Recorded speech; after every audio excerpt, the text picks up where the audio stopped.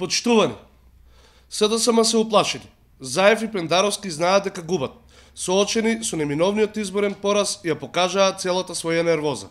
Вчера во доцните вечерни часови е обиен штабот на ВМРО-ДПМН во Кавадарци. Насилниците причиниле материјална штета и изнеле партиска документација. Тоа сосема јасно укажува на мотивите на сторителот, чија цел биле партијските информации. Заев, Пендаровски и Спасовски се прочитани од граѓаните. Ниту еден обид за заплашување не поминува.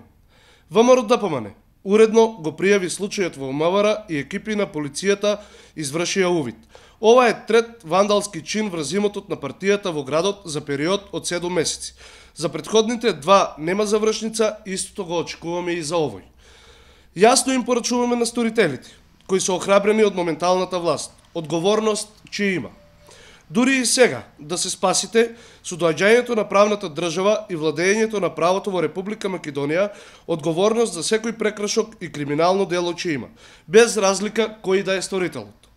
Почитувани, заплашувањата се знак на немоќ, знак дека СДСМ го губи тлото под нозите, но залудно се сите обиди да се заплашат граѓаните.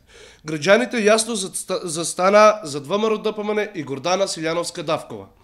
ВМРО-ДПМН не се плаши, напротив, ќе продолжиме уште појако, ќе допреме до секој еден граѓанин, ќе му ги предочиме штетните политики на оваа влада и ќе ја презентираме нашата визија за Република Македонија.